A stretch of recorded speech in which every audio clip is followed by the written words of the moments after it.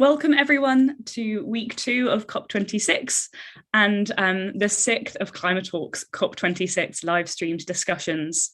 Today we are focusing on the developments and disappointments from COP26 regarding science, innovation and gender. My name is Katrina and I am ClimaTalk's events coordinator on the COP26 team. And I am your moderator for this afternoon. Very pleased to be with you all. ClimaTalk itself is a youth-led non-profit organisation that seeks to demystify climate policy and amplify the voices of young people in the fight against the climate crisis. And today, I am very lucky to be joined by 2 members of the ClimaTalk team. They are our in-house trackers on the topics of science and innovation and gender, respectively, Emily and Virginia. So thank you very much both for being with me to facilitate our discussions around these topics. Both Emily and Virginia have put together key takeaways from COP26 on these topics respectively, which we're going to use to kind of guide our talks later on.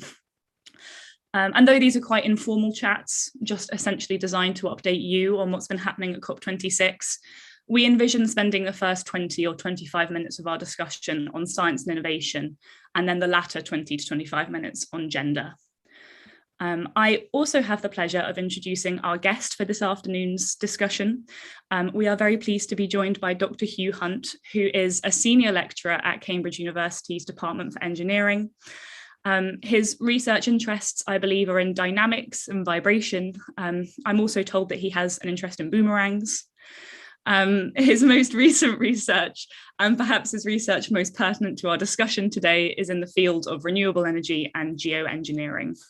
And I think it's through this work that he works with Cambridge's Centre for Climate Repair.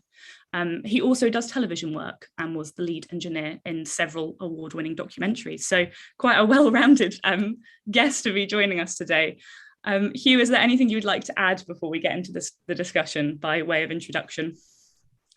No, that's very good. Well researched. Thank you very much. So yes, as I said, we're going to begin by focusing on science and innovation. And I thought since Hugh, you're on the ground, as it were, at COP26 at the moment, I was wondering if you could tell us a bit about just what you've been doing over the past week and a half and what you've been doing up there. Well, it's been very interesting here. I am part of the Centre for Climate Repair in Cambridge, and we are looking around at what is being said here in Glasgow at COP26, and the ambition that we're seeing and hearing about on the news about reducing CO2 emissions and perhaps capturing CO2, the negative emissions side of the story. Well, it is quite a lot to ask that we do all of these kinds of things in time to prevent, say, the melting of the Arctic. Arctic ice is disappearing very fast. So we're really here to spread the word that we've got perhaps to do more than just reduce our carbon emissions. Yeah, fantastic. No, very much a message that I think many of us are on board with. So just before we get into a bit more about your research and indeed what has happened at COP26 so far, if indeed it has been insufficient in the realm of science and innovation, I was wondering, Emily, if you could just explain to our viewers, perhaps especially those who are less initiated into the world of climate policy and the UNFCCC and COP26 and all of that language, how are science and innovations kind of fed into the negotiations at COP26? And, you know, in particular, what's the role of the IPCC in that? Yeah, so the IPCC stands for the Intergovernmental Panel on Climate Change, and they really play a central role in negotiations that happen at COP26.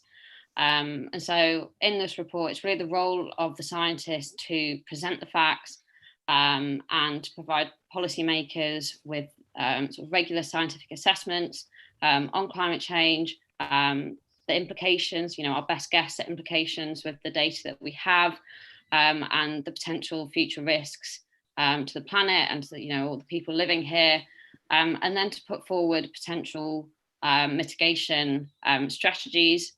So we had the latest report was very clear that we need immediate action, and that we are already witnessing the effects of a warming planet.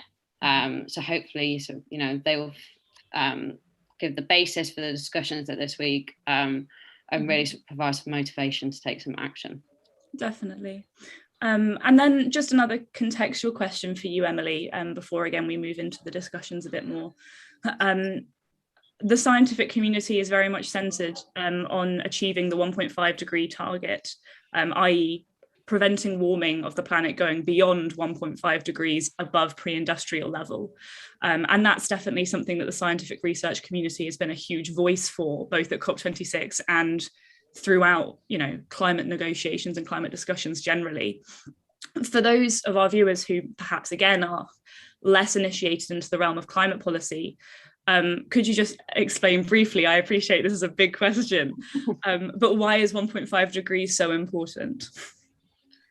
So I think when we're looking at from, the scientist's point of view, and why is it so important to meet that 1.5 degree target, I think we've got to ask ourselves sort of like two questions with regards to climate change. What is happening, and what can we do about it?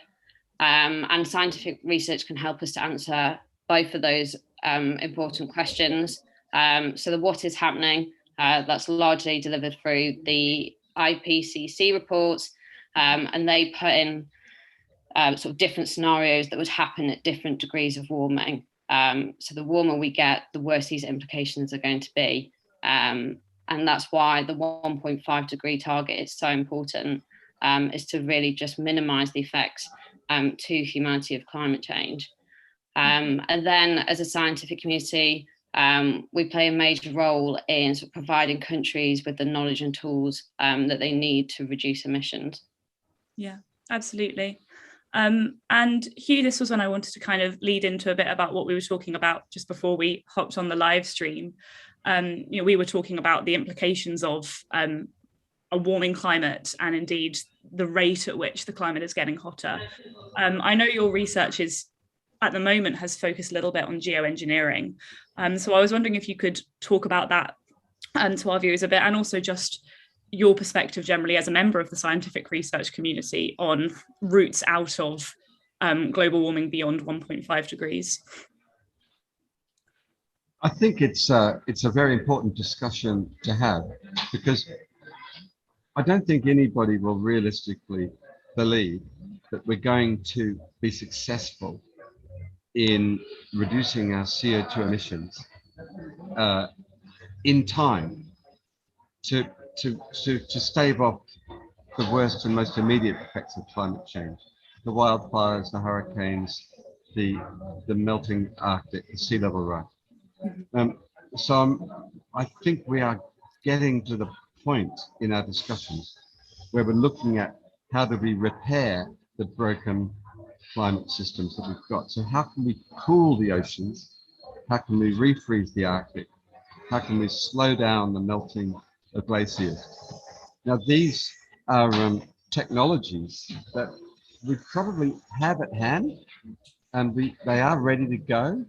At least research-wise, we ought to start that research. Mm-hmm. Of course, everyone's nervous about even thinking about these types of technologies, broadly called geoengineering, but geoengineering gets a bit of a bad name. So I kind of think of them as being technologies of climate repair. Can we increase cloud cover over the oceans to help cool down the oceans? These are the kinds of things that maybe don't sound as bad as all that, and we ought to be thinking about them. Yeah, definitely. And just quickly, is that why the Centre for Climate Repair, just sort of a point on semantics almost, is that why the Centre for Climate Repair calls it that? Because I'm not sure I'd quite noticed that difference in phrasing before, but is that kind of the emphasis of the research then, repairing a broken climate rather than sort of hopefully preventing further emissions? I think that's exactly it. And there is a sense that I think we all realize that something is broken. And exactly what is broken? Well, we need to understand that better and figure out what we can do.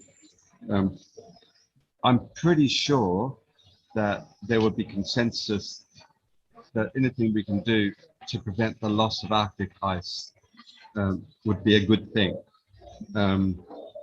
Yes, you might say, oh no, we mustn't do any of these things because that will be perceived as a get out of jail free card for the fossil fuel industry. I think we're beyond that type of thinking now. We've just got to accept that losing the Arctic would be an irreversible piece of damage. And I just quickly before we do actually move on to the meat of our slides and those key takeaways on what those discussions were had yesterday, Hugh, I was just wondering, as indeed a scientist yourself, what's your perspective on how politicians at COP26, but in climate policy generally, how they can make decisions about whether to implement those kinds of technologies when they surely don't truly understand them? What's the kind of disconnect between politicians being able to make those quite significant decisions about, as you say, geoengineering, which has sort of big tech sort of connotations to it, I suppose, when they don't really understand those technologies themselves?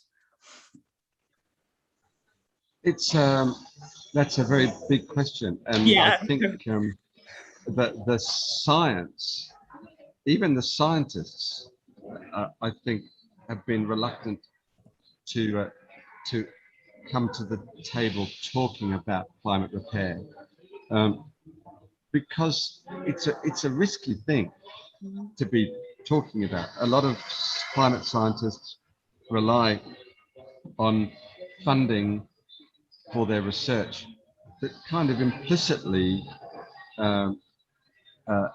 says that your work is about understanding the climate, but not about meddling with it. Meddling with the climate just feels dangerous. It feels kind of Frankensteinish. I think politicians are even more nervous than even the scientists about beginning to think about meddling with the climate. So that's I mean, I haven't heard, apart from David Attenborough's words at the beginning of this COP, I haven't heard anybody talking about climate repair. Interesting. Yeah. No, that is indeed a notable gap that I certainly wouldn't have noticed without your raising it. So thank you for that. So talking about then big tech solutions, I will now return to Emily, your key takeaways from COP26 yesterday. And I wanted to kind of jump past the first point, which I think we'll kind of return to sort of wrap up our discussions on science and innovation as a sort of overarching consideration after we've talked about the science.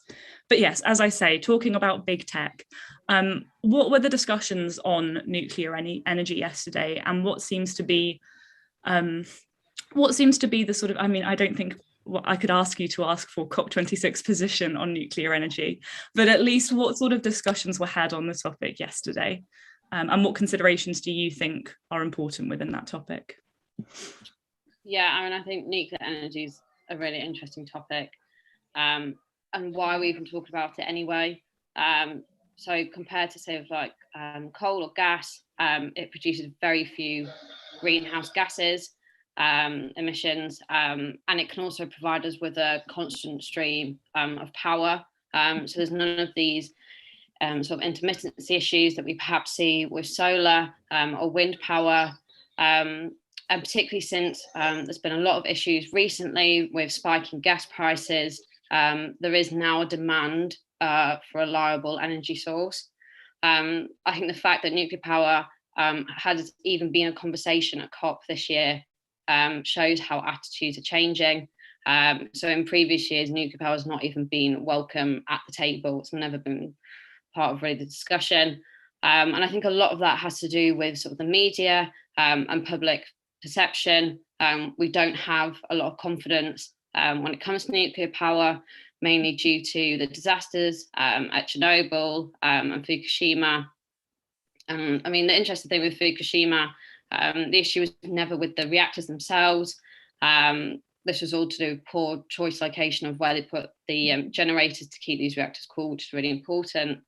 They can sort of withstand disasters. So in fact, during the whole disaster in Japan, one of the nuclear plants that was even closer to the center of the earthquake was undamaged and actually saved people's lives. But that's something we never hear about, or most people don't know.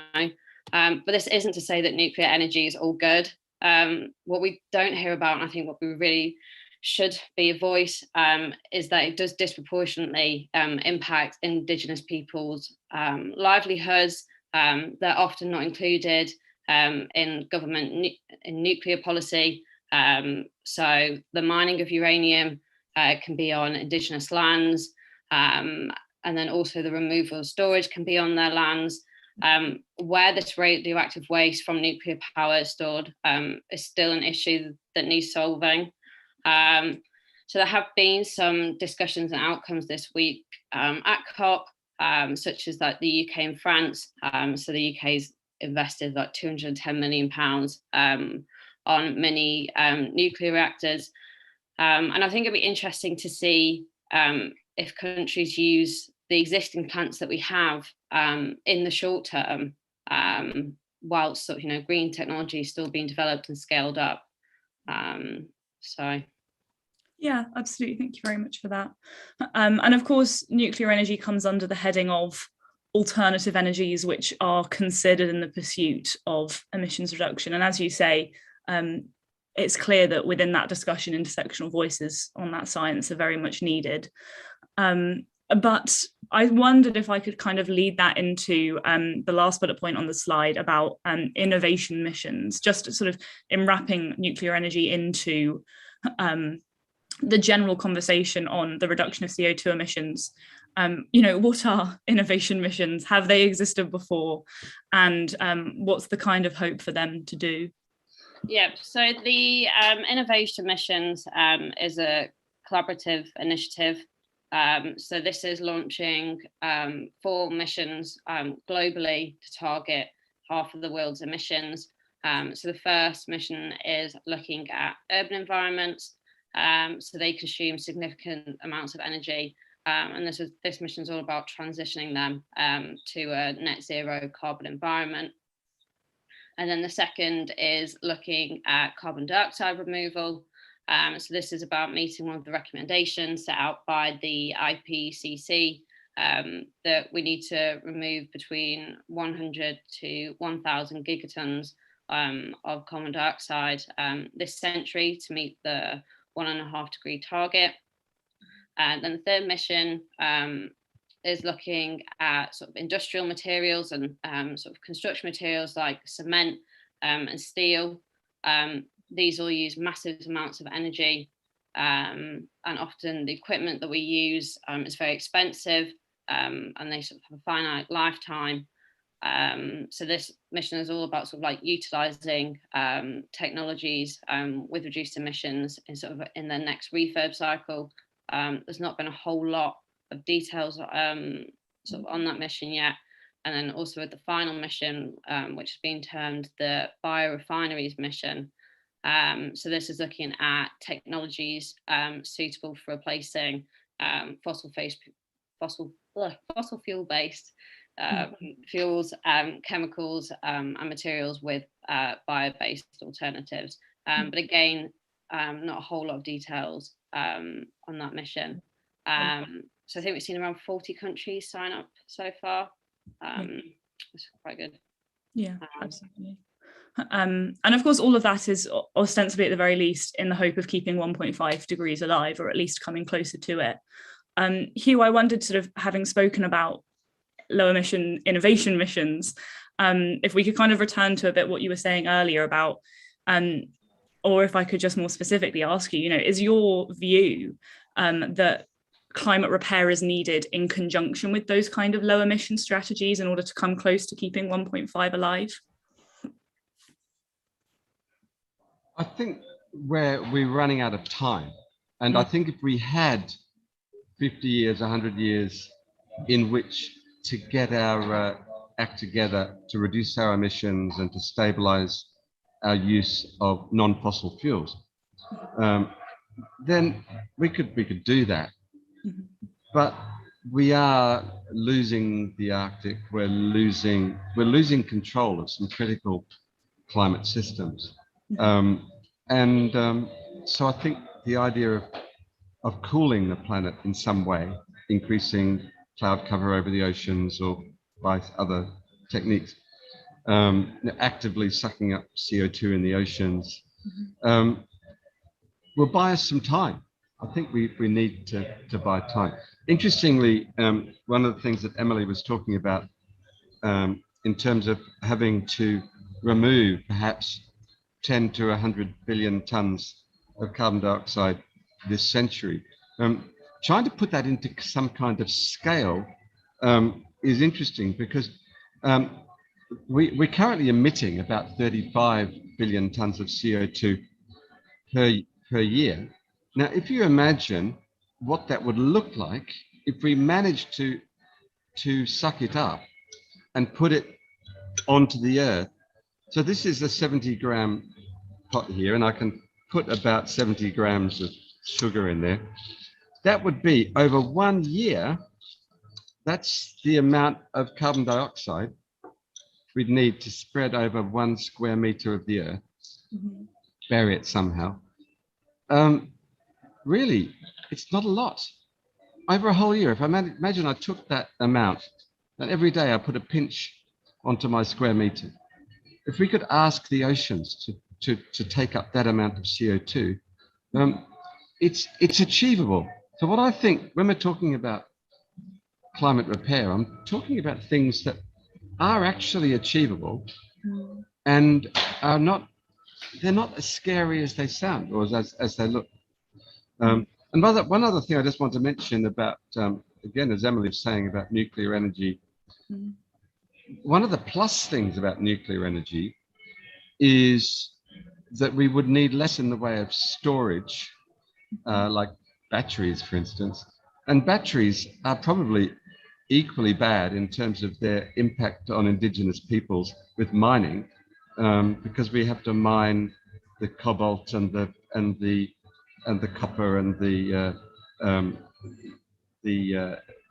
various minerals we need to make the batteries. We've got to be aware of the fact that nuclear might just end up being the least bad of all the options. Yeah, absolutely. And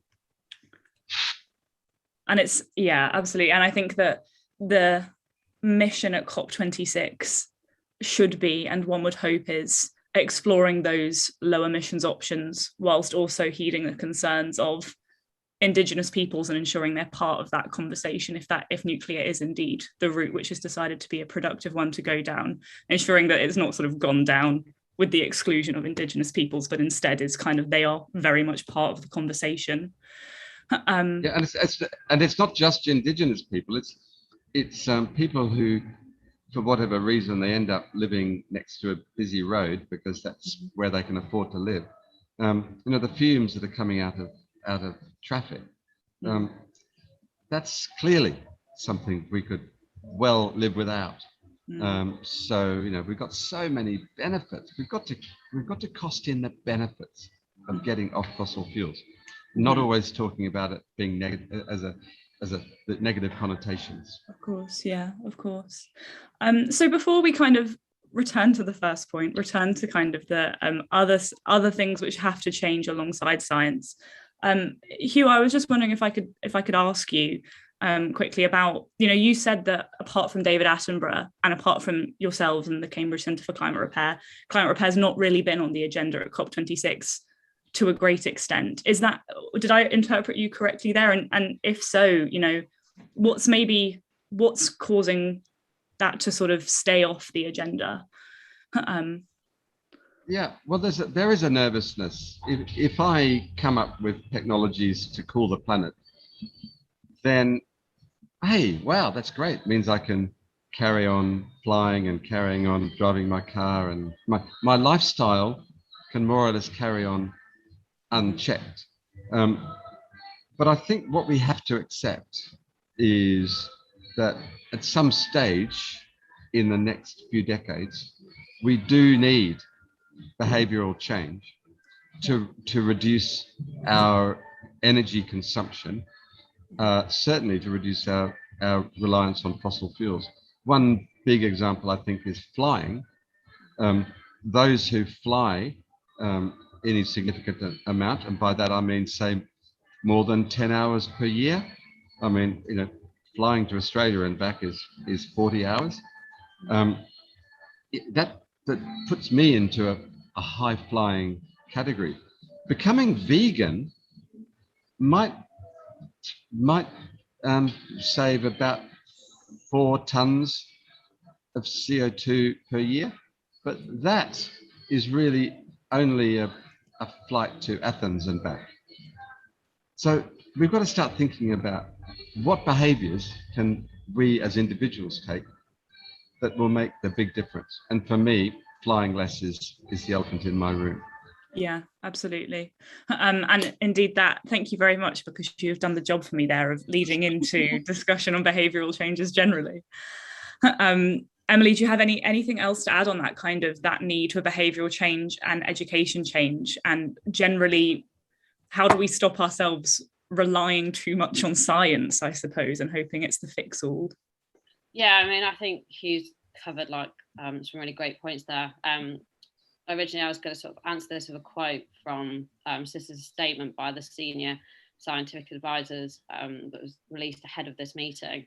And they say it, referring to the climate crisis, will require rapid, urgent and sustained action and significant behavioural, socioeconomic and technological transformations across the world. And I think the key word there is and. I think we are becoming too reliant on science-based solutions, and that's an immense amount of pressure for scientists to come up with all these solutions just so that we don't have to alter the way that we live. And I think we're seeing particular organisations or selected people becoming selective on which scientific statements they want to listen to. It was in the news recently that we've had instances of countries lobbying to the UN to downplay scientific findings, which is massively disappointing. As I've already mentioned, there hasn't really been any big conversations around changing our eating habits, or our flying habits. And again, this isn't I don't think this comes from purely a top-down approach. Education is going to play a massive part in this as well.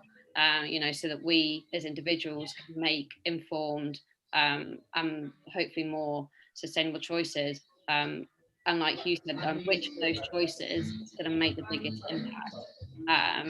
So I think we've seen some launches this week in terms of action plans to sort of reshape climate education so that we can, empower teachers to improve their teaching about climate change in schools. And absolutely, that was very much on the Youth for Climate pre-COP COP26 agenda, was the pushing for education on climate. Because indeed, it's perhaps slightly less comfortable to think about changes to lifestyle, changes to behaviour, than it is to hope for a scientific fix-all that will take the problem away. But I think that politicians are often the vehicle for the communication of the scientific messages.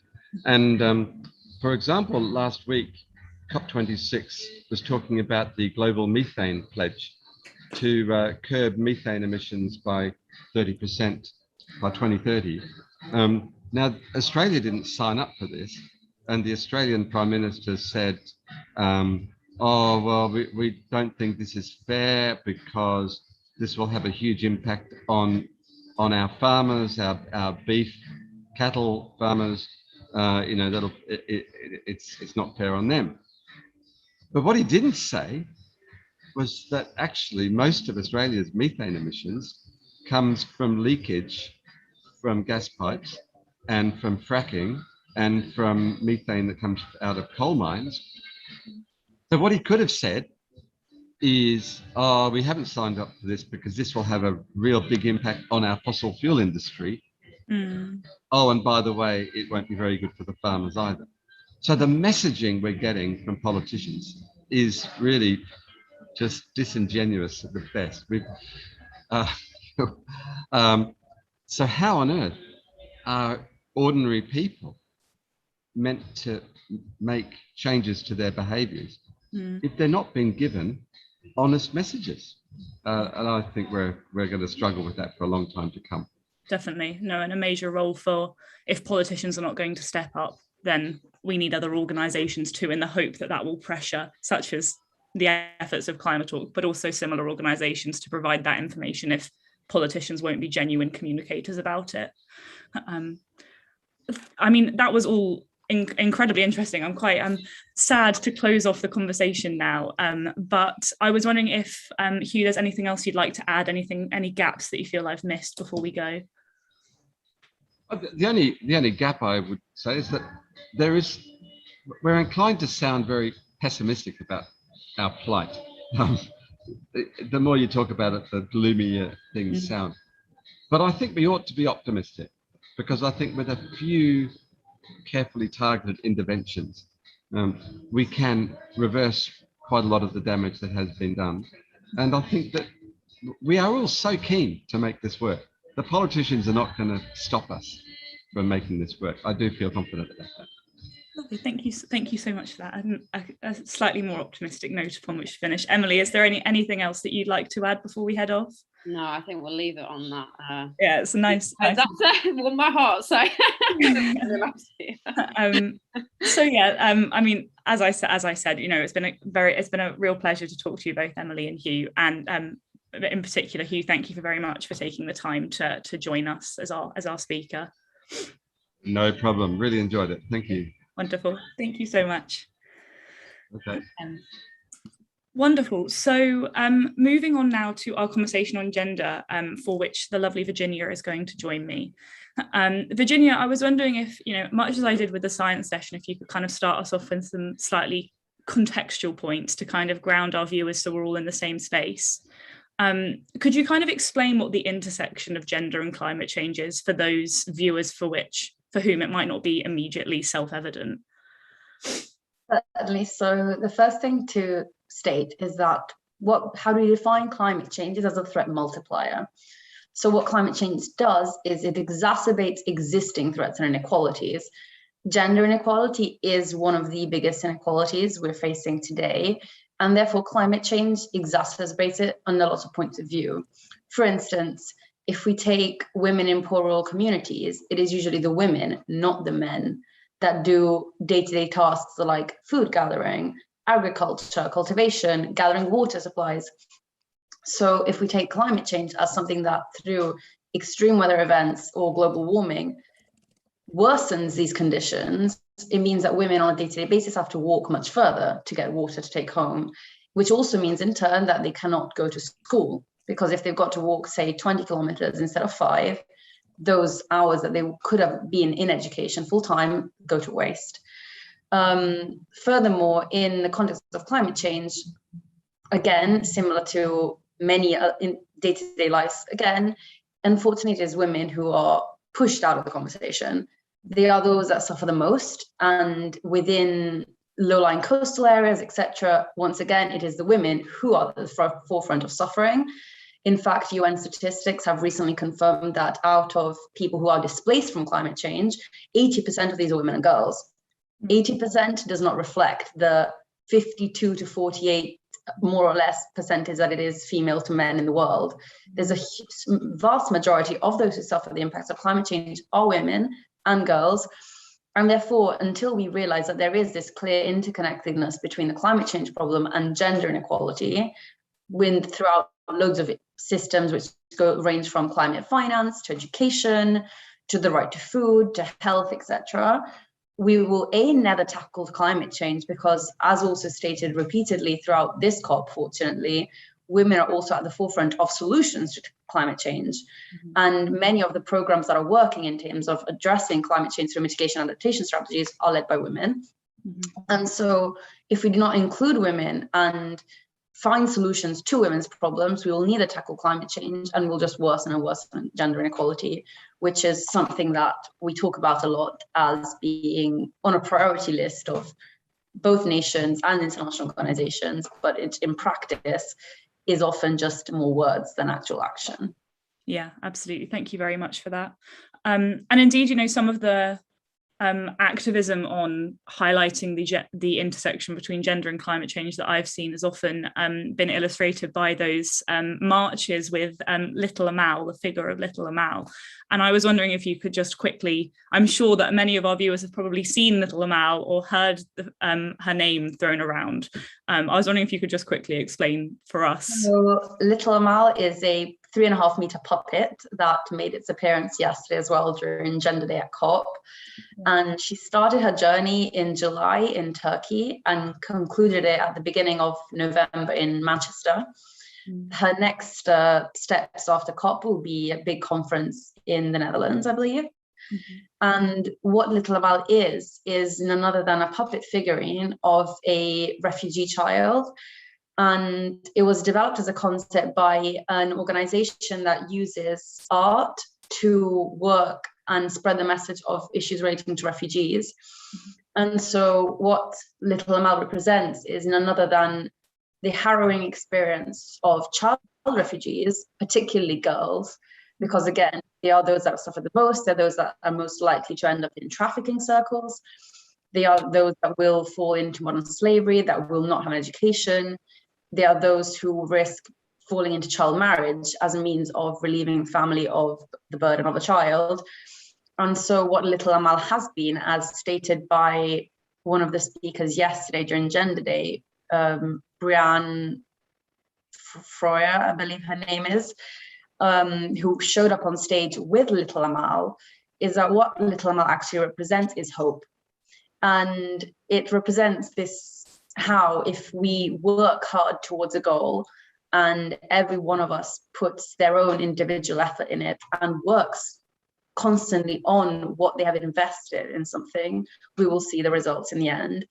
And the speaker yesterday used a beautiful metaphor about seeds. In fact, Little Amal presented her with seeds on stage about how we cannot hope that to make one small effort now and we'll miraculously see the results tomorrow.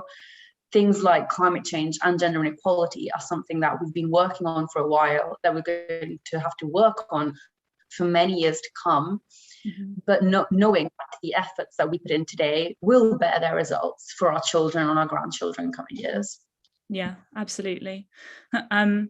Yeah, human rights and girls' rights can't be disaggregated from the climate crisis. And that's something that I think you've gotten across beautifully there. So thank you very much.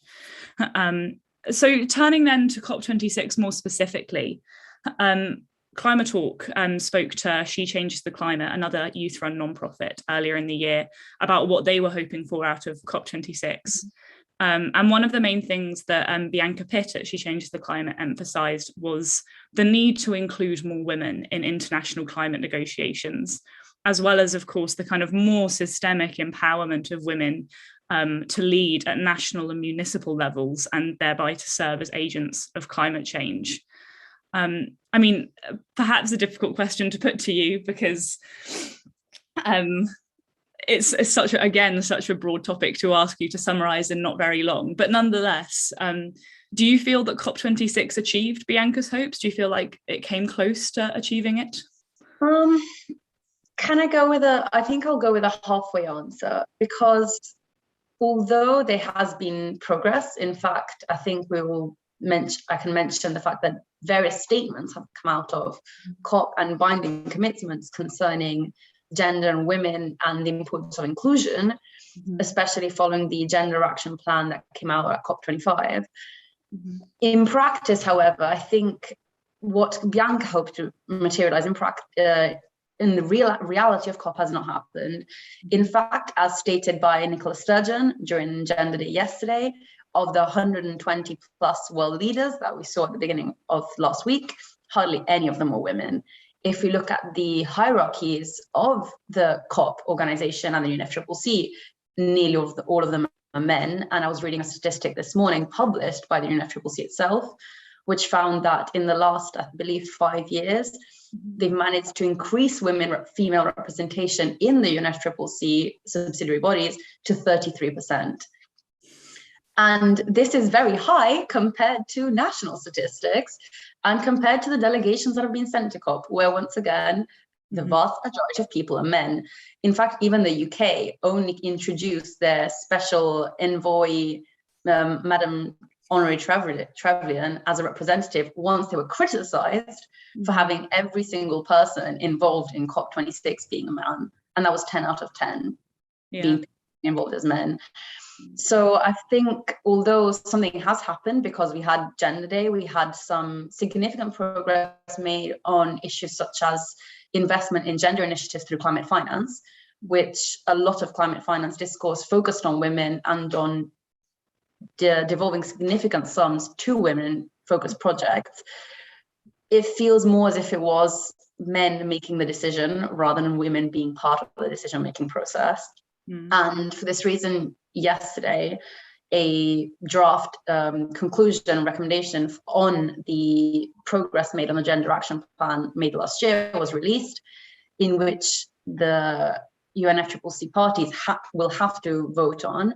And what the statement says is that very little progress has been made since the adoption of the Gender Action Plan in the last COP, which called for 5 different principles, which aim to increase representation of women and mainstream gender conversations into climate talks. And hardly any progress has been made at all. In fact, I believe something like only 15 out of the national determined contributions that have been released so far prior to COP mentioned women at all or mentioned anything to do with gender. So there is still a long way to go. There's a lot of money on the table, but it's not clear how it will make any difference in practice. Yeah, absolutely. So despite that hugely disproportionate representation of decision making at COP26, let's talk a little bit about what was decided, what actually happened yesterday. So first of all, indeed, as we begin with on the slide in front of me, the Glasgow Women's Leadership Statement on Gender Equality and Climate Change. What does the statement say? What's the message it's trying to get across?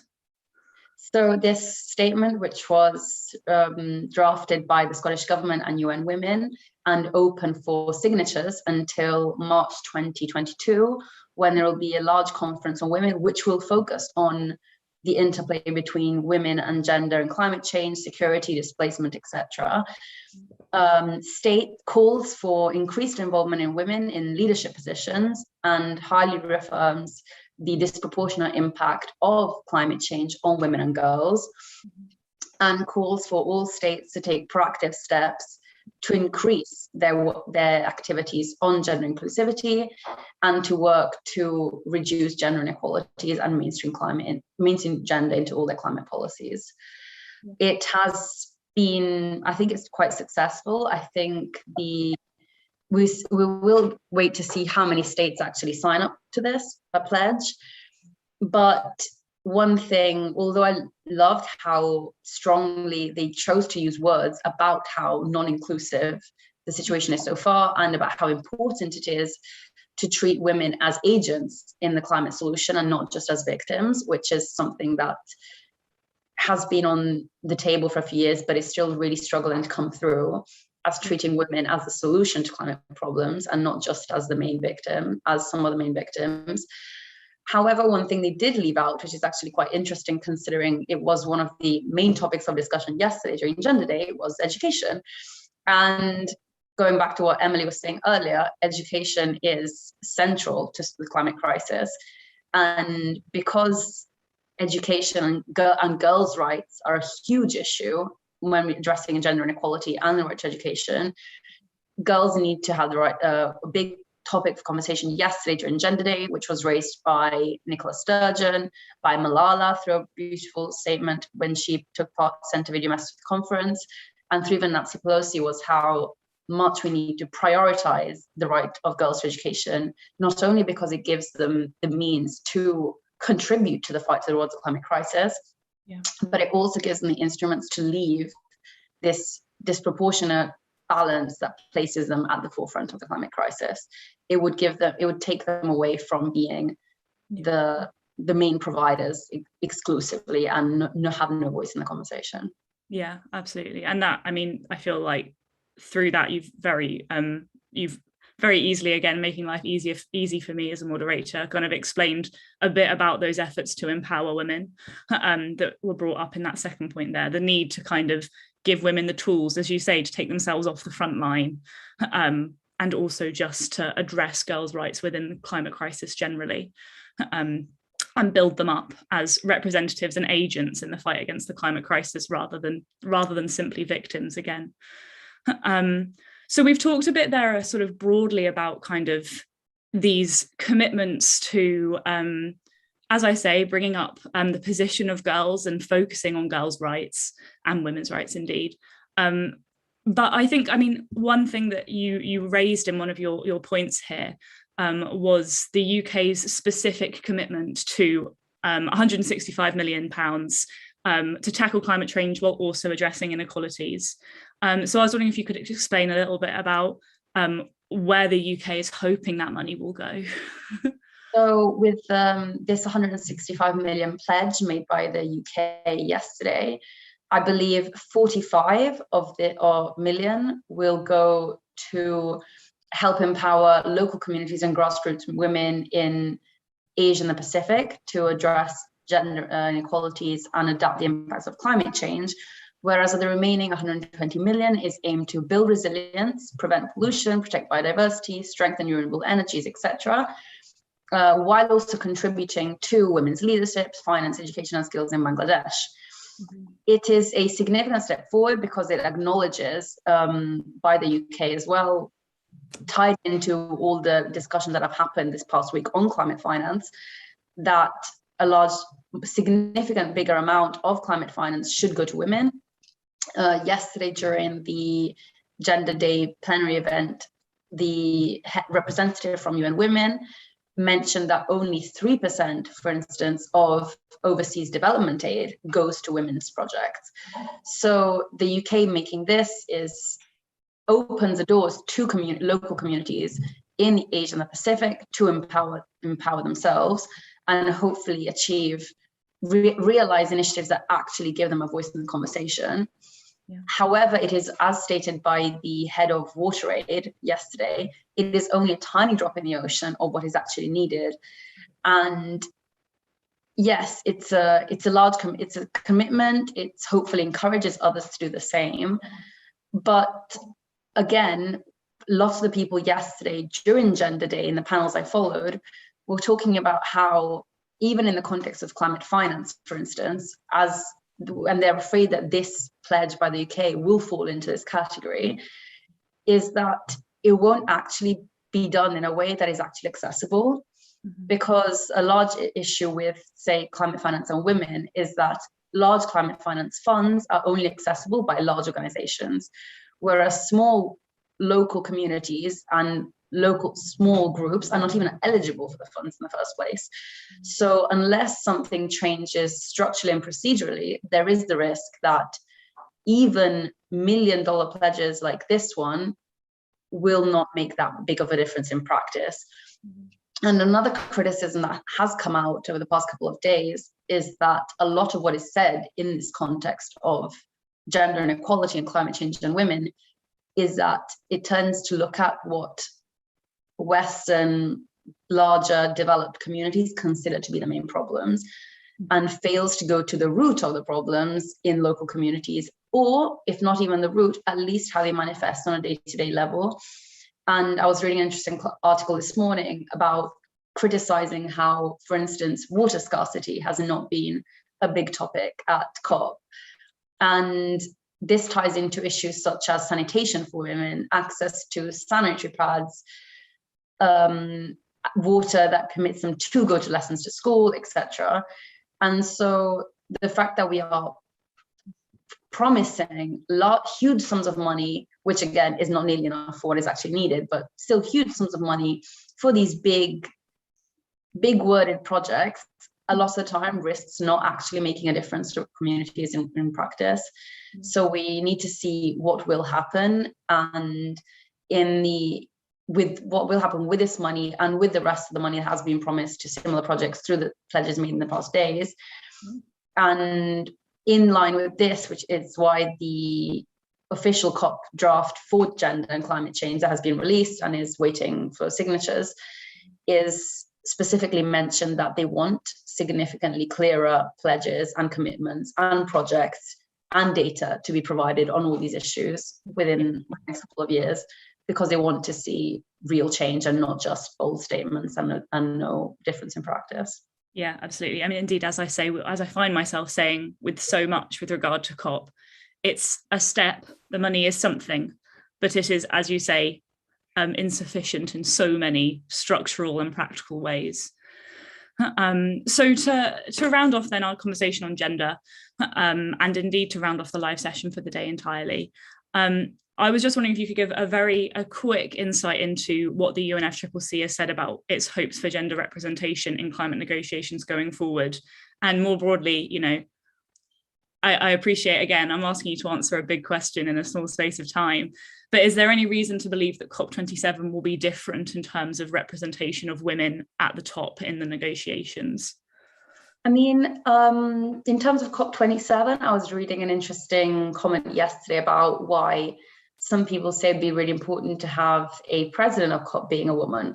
We have had female presidents of COP before, and I haven't seen that to make a large difference at all. Again, it's even if you place all the leaders of COP, the organizers, as women, but don't change the rest of the system, it is going to make little difference. Where we can hope to see a difference is through the ratification of things such as the Glasgow Statement, and if the recommendations that have been made so far on gender and climate change at COP26 get the necessary approval, we may see an increase. We hope to see an increase in female representation in national delegations at COP and in the COP bodies themselves, because the recommendations are very clear. There has to be a significant increase. It doesn't give specific percentages, whether initiatives such as the She Changes Climate last year, etc., propose that we have quotas for inclusion of women in COP to make sure not only that the women's voices are heard, but that the priorities of women's communities actually come through in climate discussions. So hopefully by next year, there will be more women, not only in the UNFCCC institutions, but also national delegations. How big a change this is going to be, I'm not very optimistic, because taking into account the Gender Action Plan, which has been written repeatedly over the past few years, the fact that the first Gender Day was in 2012, yet we are still to see a lot of change. I don't think we'll see this big a difference next year, but hopefully once states have signed all these commitments, they will at least be forced to try and make a difference. Similar to what I said the other day for Indigenous peoples, this lack of inclusion of women is systematic in anything to do with international organization and international decision making. Hopefully, with what Emily and you were saying earlier, the more grassroots voices and the more other bodies' voices are heard on this topic, the more national decision makers will have to make the change as well, due to peer pressure and simply to reflect the reality they live in. So many of climate activists are women, not just Greta. Most of the people, young climate activists we saw give interesting speeches at COP this year were female. So hopefully this civil society female representation will soon start to be reflected a bit more at the negotiation level as well. Yeah, absolutely. Thank you very, very much for that, Virginia. So all that leaves for me is to say, you know, an enormous thank you to Virginia again. Thank you so much for all of those insights on gender at COP26. And indeed, as I said earlier, to Emily and Hugh for our discussion on science and innovation. It really is a pleasure to talk to you all about COP26. And I hope that our audience have found that as interesting a discussion as I have. So thank you very much also if you've been following our live stream along, or if you're watching this back.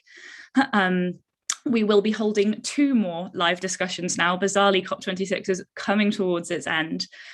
So tomorrow we'll be focusing on transport and accommodating for exports and imports at COP26 and in climate negotiations. And then on Friday, in our final day, we are discussing the built environment and then wrapping up with some immediate takeaways from COP26. As today, those will be at midday British time for about 40 to 50 minutes, and they will be recorded and stored on our YouTube after the fact. So please do join us. And yeah, thank you again to everyone who joined me today, and I'll see you guys tomorrow.